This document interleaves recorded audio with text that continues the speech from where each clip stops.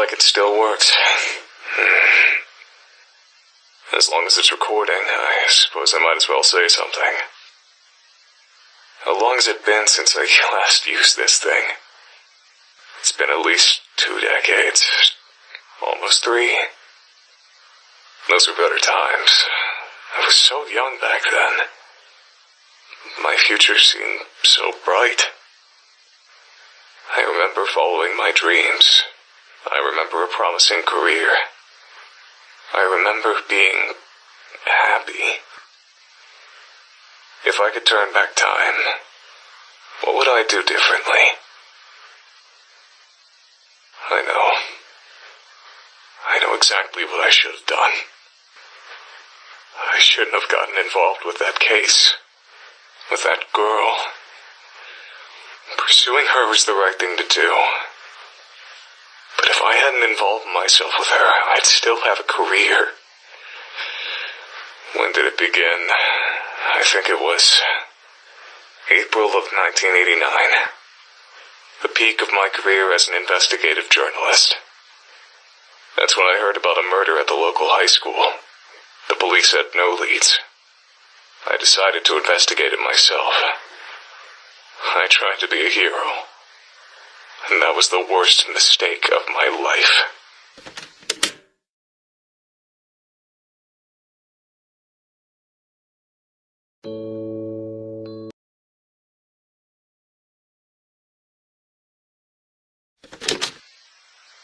The school's faculty didn't let me conduct an investigation on school grounds.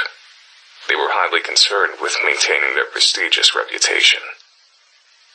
They didn't want any police or journalists snooping around and ruining the school's image any more than the murder already had.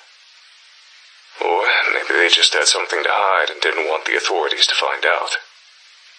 To this day, I still don't know how the school managed to convince the police that any crime that takes place on school grounds can only be investigated for 6 hours maximum. I heard a rumor that the school's headmaster bribes the police department to expedite their investigations as much as possible.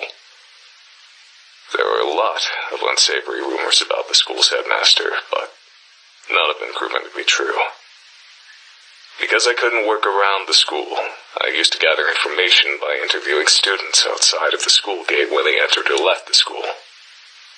It was at this point in time that I noticed a peculiar girl who was quite obviously stalking one of her seniors.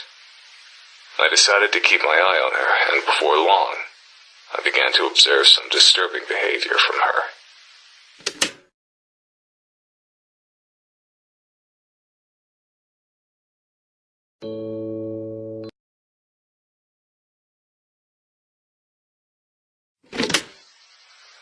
From the school gate, I witnessed the girl do more than just stalk an upperclassman. She stalked any girl who spoke to him. Through student interviews, I kept tabs on what happened to those girls. They became the victims of bullying, were expelled, and in some cases, stopped coming to school. I frequently saw the girl running with a mop and a bucket, as though she always had some sort of mess to clean up. That girl was using manipulation, intimidation, and sometimes even violence to sabotage the boy's love life. If she wasn't above that kind of behavior, the possibility of murder didn't seem too far off. I didn't want to believe that a schoolgirl would actually commit murder just to keep a boy single, but the evidence was staring me straight in the face. That's when I learned a crucial piece of information. The girl who was murdered at the beginning of the school year had a crush on the same boy that was being stalked. The final piece of the puzzle had fallen into place. I knew that I had found the culprit. I went to the police with my findings.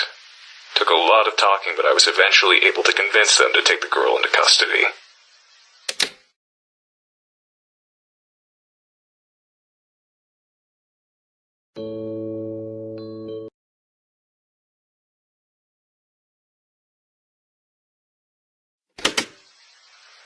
The idea of a murderous schoolgirl was scandalous enough to attract lots of attention.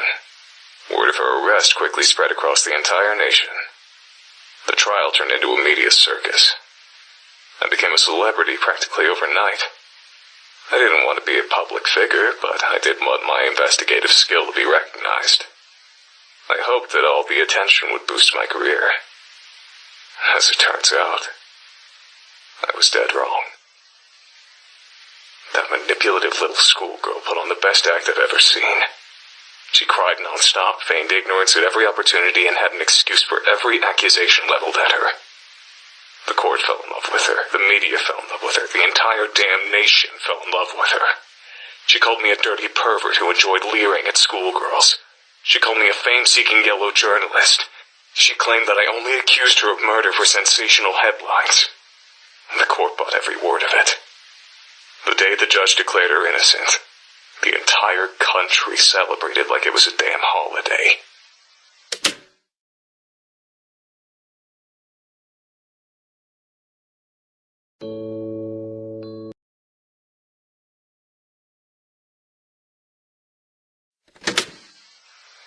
From that day forward, I was a national disgrace. I was known across the country as a lecherous journalist who stalked schoolgirls and tried to throw a girl in prison to boost his own career. I saw disgust in the eyes of every person who looked at me. My house and my car were vandalized every day for weeks. Needless to say, I was never able to work as a journalist again. The police department that arrested the girl was also the subject of national criticism. They were accused of being incompetent fools who would arrest anyone without sufficient evidence. Ever since then, the police in that town have been extremely lenient in an attempt to repair their reputation, and don't want to go anywhere near the local high school except for extremely brief periods of time. But the worst part of the entire experience didn't come from the media or the public. Immediately after the trial, I tried to escape the press by hiding in an alley behind the courthouse. Only one person found me there. It wasn't a journalist or a reporter. It was the girl that had just been declared innocent. I'll never forget her face that day. She was smiling, but her eyes were blank, empty, soulless, like a doll's eyes. She looked like she didn't have a single ounce of humanity in her entire body. With that smiling face, she said to me, "It would be very easy to make your death look like a suicide. Don't ever cross me again." She turned around and left without another word.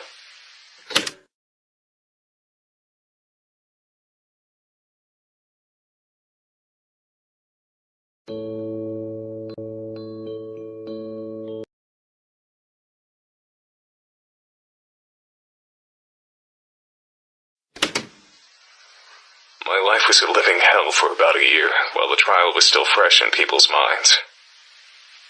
Eventually, the hatred subsided, but it never truly died. There was always someone who recognized me, no matter how much I tried to change my appearance. Finding employment was nearly impossible. I drifted between part-time jobs and spent my free time drinking to ease the pain of becoming the national punching bag. It was around this point in time that I met my future wife. I still don't understand what she saw in me. I was an absolute wreck, not to mention the laughingstock of the entire country. But as soon as we met, she wanted to spend every waking moment with me. She wouldn't let me out of her sight, and got possessive if another woman so much as looked at me. I quickly came to depend on her for everything. It wasn't long before I couldn't live without her. I certainly wasn't in any state to take care of myself. I was like an adult-sized baby, helpless and vulnerable. Who knows? Maybe that's what she was attracted to. Maybe she just wanted to experience the sensation of owning a person. Maybe she wanted to keep a human pet. Maybe all she wanted was someone who she could emotionally depend on. Even after all these years, I don't understand why anyone would waste their time with a man like me. But none of that mattered. Despite all my flaws, she accepted me. And that's all I needed. We got married about 6 months after meeting each other.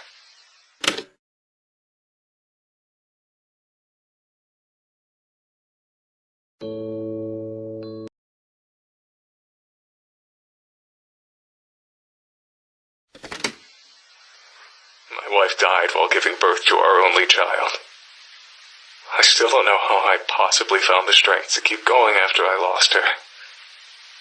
I was completely dependent on her for absolutely everything. I could barely take care of myself, much less a baby. Somehow, I managed to make it through those years. But even after all this time, I'm still a deadbeat drunk who can't hold down a job.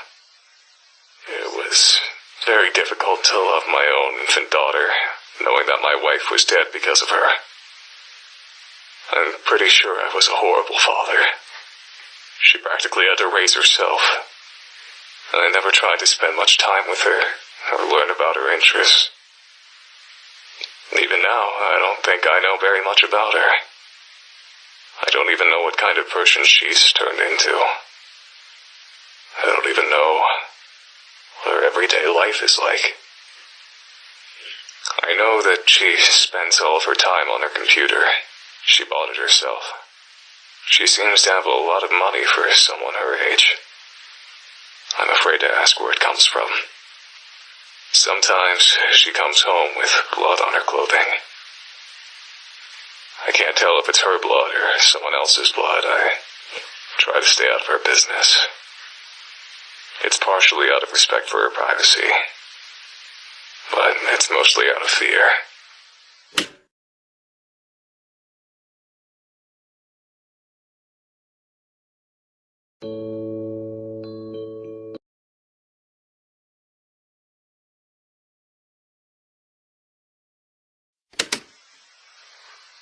I've never told anyone about any of this.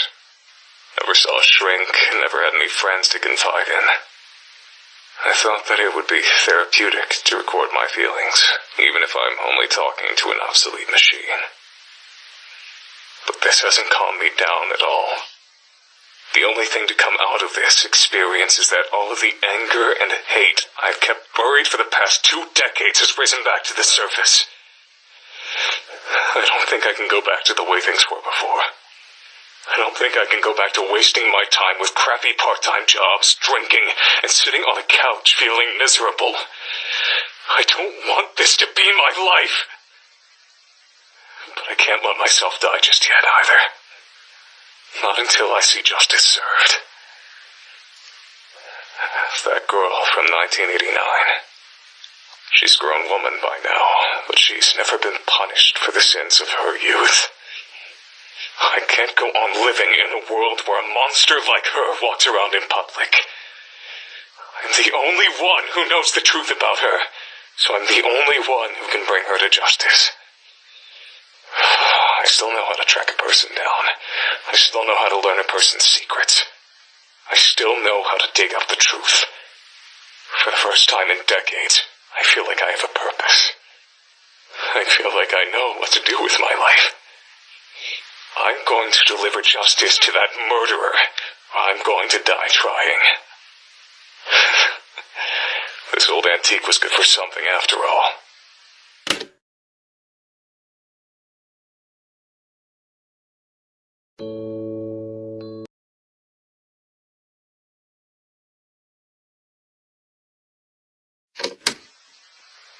I found her. It wasn't hard. She never even moved out of her hometown. I've been following her around town for the past week. It's not that hard to follow someone without being spotted if you know the right tricks. The only difficult part is looking at her without being consumed with disgust. Thinking about what she got away with. Thinking about what she's responsible for. It almost makes me go blind with rage. This whole week, I felt like something was wrong. Yesterday, I realized what it was. I'm surprised it took me so long to figure it out. She suddenly changed directions while walking, or linger in one place for seemingly no reason. I recognize that behavior. It's my own behavior. I know what she's doing. She's stalking someone. It didn't take me long to figure out who her prey was. A young woman just out of high school. I don't know what she's done wrong, but she's clearly marked for death. She'll be dead within a week if I don't do something. I want to warn her that a killer is stalking her, but I can't repeat the mistakes of the past. In order to convict this monster and send her to prison, I need firm evidence that she's a murderer. If I save this young woman's life, I won't have any evidence. I have to let her die. And I have to be there when it happens, filming her murder.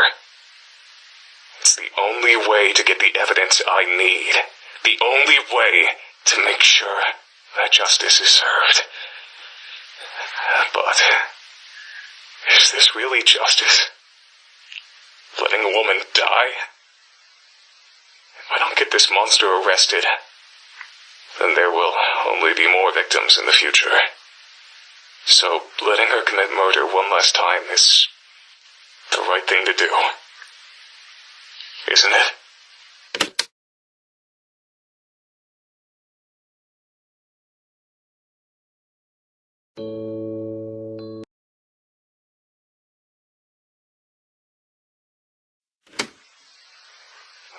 I'm a goddamned fool. I got sloppy. She caught me. I followed her into an alley, lost her in the shadows. Then I heard her voice from behind me. Long time no see, Mr. Journalist. I turned around and saw her just inches away from me. She was smiling. I recognized that smile. It was the exact same smile she wore when she threatened my life in 1989. I didn't know what to do. I just turned and ran. I've broken a truce that lasted almost 3 decades. She knows I was after her. There's no way she'll let me live. I'm doomed. I can't go to the police. I'll sound like a babbling lunatic without evidence, and right now I don't have any. Even if they do listen to me and investigate her, they won't find anything. My only option is to leave town. No. Oh no, it's worse than that. I have to leave Japan altogether. I searched for you, but I couldn't find you. I can't wait for you to come home. I have to leave immediately. I'm going to gather all of the recordings I've made so far and put them where I know you'll find them. That way, at least you'll know why your father disappeared so suddenly. I only hope that she doesn't try to get revenge on me by harming you.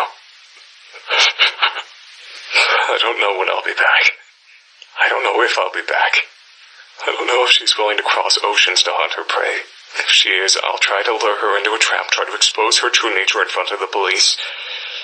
It's my only hope. I know you can take care of yourself. If I had more... I love you.